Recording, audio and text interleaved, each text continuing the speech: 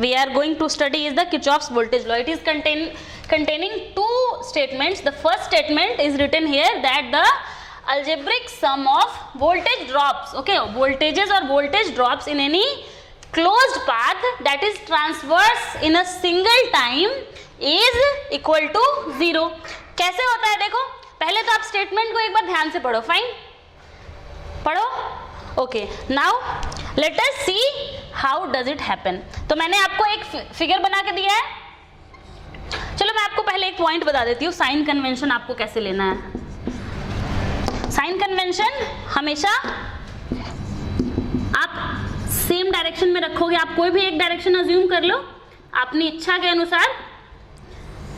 Generally negative to positive को हम लोग प्लस लेते हैं. Negative to positive, negative plate of battery to positive plate of battery कर देती हूं मैं. Okay, negative plate of battery to positive plate of battery को हम लोग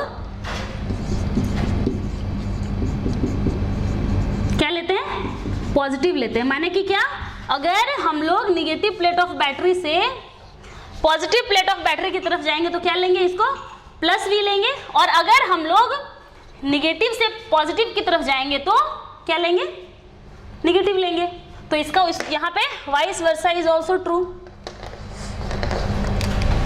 और आप क्या कह सकते हो, दैट पॉजिटिव टू निगेटिव को क्या करेंगे, पॉजिटिव टू निगेटिव को हम लोग क्या लेंगे, निगेटिव लेंगे. और एक चीज देखो, एक और चीज, हम लोग अगर करंट के डायरेक्शन में जा रहे हैं तो हम लोग हमेशा उसको निगेटिव लेंगे. इन द डायरेक्शन ऑफ करंट को क्या लेंगे, ऑफ करंट को आप क्या लोगे, नेगेटिव लोगे.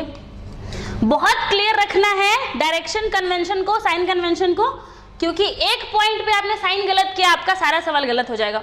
अब देखो, आप मेरी बात से एग्री नहीं करते हो, आप बोलते हो नहीं मैम पॉजिटिव टू निगेटिव को पॉजिटिव लेना चाहता हूं. ठीक है, आप ले लो, आपकी मर्जी. लेकिन ध्यान क्या रखना है कि आपको हमेशा वही चीज कंसिडर करना है. अगर आपने एक बार मान लिया कि मैं पॉजिटिव टू निगेटिव को ही पॉजिटिव ले रहा हूं तो आप हमेशा पॉजिटिव को टू निगेटिव को ही पॉजिटिव लोगे. ठीक है, ये एक स्टैंडर्ड कन्वेंशन है, मोस्ट ऑफ द बुक्स में ऐसे यूज करते हैं.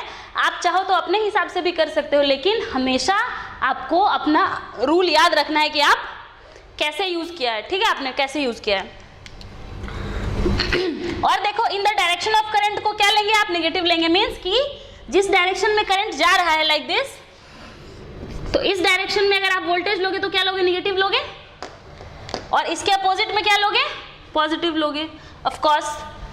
सो in the direction of current is negative, so opposite to the current is, in the opposite direction of current को क्या लोगे आप, पॉजिटिव लोगे. ओके, चलो अब इस क्वेश्चन में आ जाओ. क्या कहा मैंने कि algebraic sum of voltages in any closed path. Closed path का मतलब क्या होता है कि आप एक पॉइंट से चलना स्टार्ट करो और वापस उस पॉइंट पे पहुंच जाओ. इसका मतलब क्या होता है, क्लोज्ड पाथ होता है. ओके, तो इन any closed path in a network transverse in a single direction. Means कि आपने एक बार किसी एक डायरेक्शन में अपना एरो घुमा दिया, एक डायरेक्शन में चलना स्टार्ट कर दिया, तो आप ऐसा नहीं करोगे कि मैं यहां से यहां तक जाऊंगा क्लॉकवाइज और आगे जाके मैं फिर से वापस चला जाऊंगा क्लॉकवाइज. ऐसा नहीं करना है. ओके, आपने एक बार क्लॉकवाइज या एंटी क्लॉकवाइज लेना स्टार्ट किया तो आप हमेशा उसी को फॉलो करोगे. Fine. Is zero eight every instant of time. वो किसी भी पॉइंट ऑफ टाइम के लिए ये स्टेटमेंट ट्रू है. तो आप देखो इस एग्जाम्पल में, मुझे देख के बताओ कैसे लोगे आप वोल्टेज ड्रॉप्स. तो देखो, negative to positive plate of battery को मैंने क्या किया, कहा है पॉजिटिव लेना है मुझे, तो मैं क्या लूंगी, प्लस V1. मैं यहां से चलना स्टार्ट करती हूँ. ओके, देखो ये मैंने ब्लू पेन से बनाया है, मैं ये पाथ फॉलो कर रही हूँ. ओके, ऐसा नहीं है कि आपको हमेशा बैटरी से ही स्टार्ट करना है, आप जहां से चाहो स्टार्ट कर सकते हो. लेकिन ध्यान क्या रखना है कि आपका पाथ क्लोज्ड होना है, इसलिए आप जहां से चलोगे वहां आप वापस आओगे. फाइन. तो चलो मैंने यहाँ से चलना स्टार्ट किया, ये बैटरी से, मुझे एक बैटरी मिला, कहाँ से कहाँ तक, नेगेटिव टू पॉजिटिव प्लेट में जाना है मुझे, तो क्या लिया मैंने, प्लस V1। अब देखो अभी मैं कहाँ जा रही हूँ, करंट का डायरेक्शन में जा रही हूँ, ये है मेरा करंट का direction, I have considered it as my direction of current. तो क्या होगा, minus I into R1, minus I into R1, then minus I into R2। अभी भी क्या मैं करंट का डायरेक्शन में जा रही हूँ, minus I into R2, again ये देखो minus I into R3 is equal to क्या, 0 at every instant of time. देखो मैं जहां से चली थी वहां पहुंच गई हूं, मैं V1 से चली थी और वापस मैं कहां तक आई, इस बैटरी तक आ गई, तो ये मेरा क्या होगा, 0। तो this is my voltage law. Okay, but क्या होता है किरचॉफ्स वोल्टेज लॉ में दो तरीके के स्टेटमेंट दिए जाते हैं। फाइन, यहाँ से आप V1 का वैल्यू भी निकाल सकते हो, या फिर आप यहाँ से V बाई आई का वैल्यू निकाल सकते हो, यहाँ से आप कुछ भी निकाल सकते हो, आप आई का वैल्यू निकाल लो। यहाँ से देखो आई क्या मिलेगा आपको, V1 by R1 plus R2 plus R3। तो इस तरीके के रूल्स को हम लोग कहाँ यूज करेंगे, करंट या वोल्टेज कैलकुलेट करने के लिए। फाइन, चलो साइन कन्वेंशन को आपको हमेशा ही अच्छे से फॉलो करना है।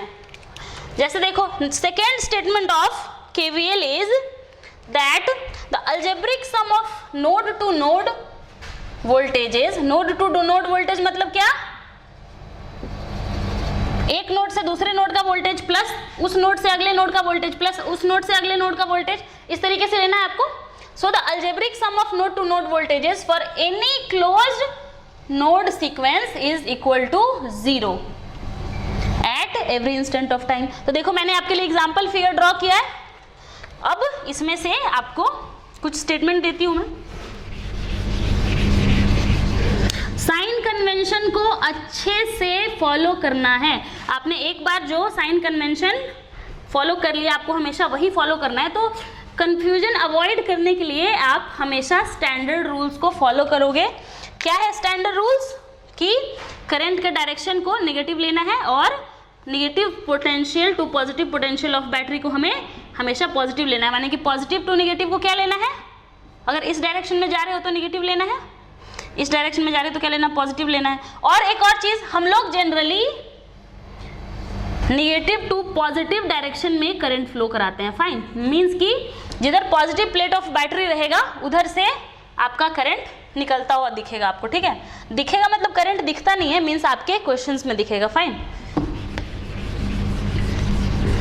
कुछ लोग कहते हैं ना कि क्या है करंट, हमें छू के देखना है। तो मैंने एक बार एक जोक सुना था, let me tell you, it will just take some seconds. एक बार क्या हुआ, एक स्टूडेंट किसी टीचर के पास गया, बोला सर आप ये क्या पढ़ाते रहते हो, अब कभी मतलब मैंने करंट देखा ही नहीं, आप पढ़ाते रहते हो।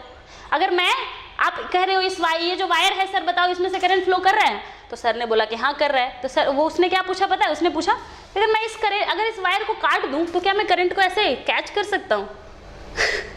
ऐसी चीजें नहीं सोचनी है, ठीक है। These kind of scientists are, I don't know what to say.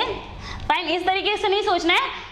Okay, current देखते नहीं है लेकिन करंट होता है, आप महसूस कर सकते हो। अगर नहीं समझ में आ रहा हो तो किसी दिन कटे हुए तार को छू के देखना, ठीक है, करंट है कि नहीं सच में छू के मत देखना, I am just kidding.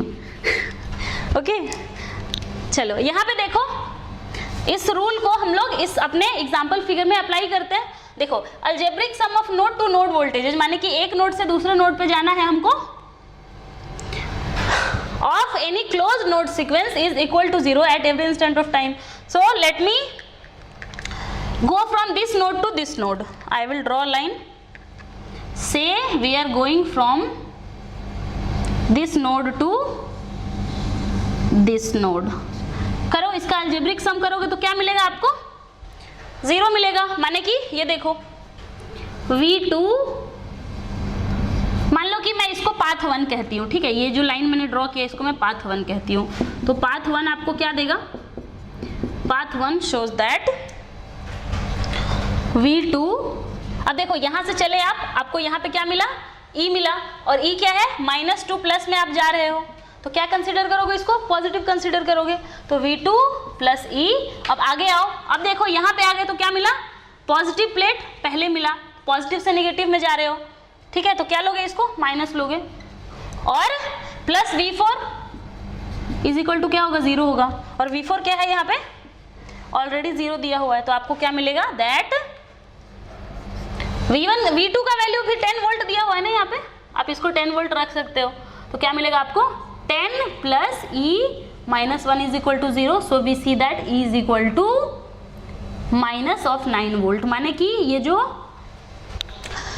Direction consider किया हुआ है इसने ई का, ये क्या है? उल्टा है। माने कि ये ओरिजिनली कैसे होना चाहिए था? इधर पॉजिटिव प्लेट, इधर नेगेटिव प्लेट, लेकिन इसमें बनाया क्या है?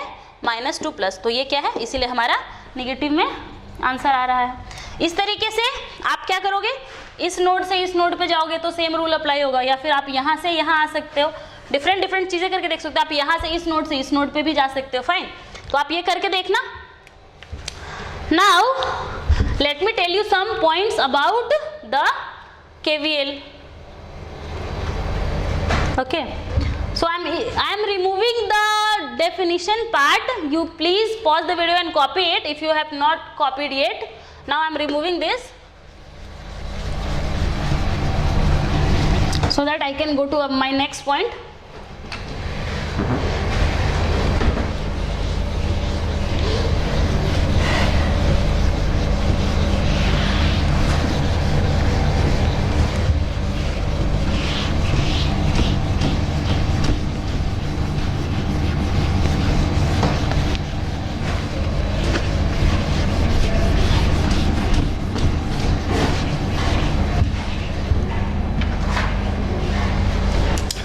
The next point, I am going to tell you the features of KVL.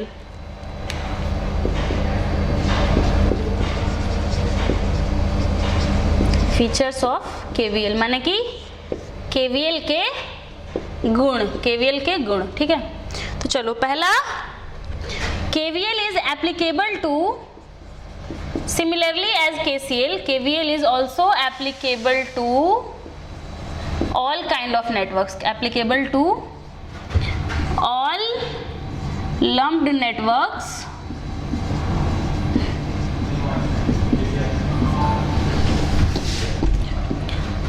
they may be,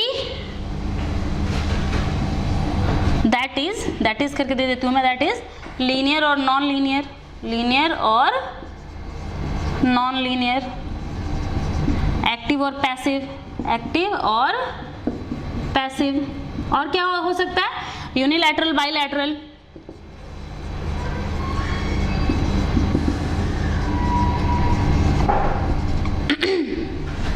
और time variant and time invariant networks. और क्या कह सकते हो? ये लम्प्ड नेटवर्क्स के लिए एप्लीकेबल है, माने कि डिस्ट्रीब्यूटेड नेटवर्क्स के लिए not applicable. So not applicable for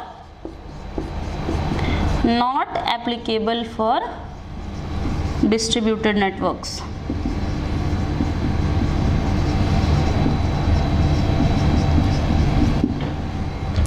और देखो, KVL is based upon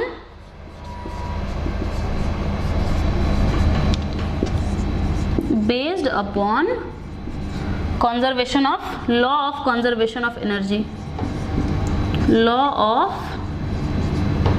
conservation of energy.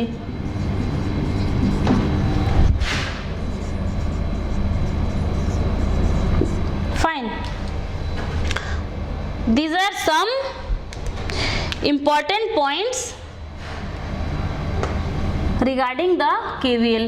One more point is there, that it is not applicable to high frequency networks, not applicable to high frequency network.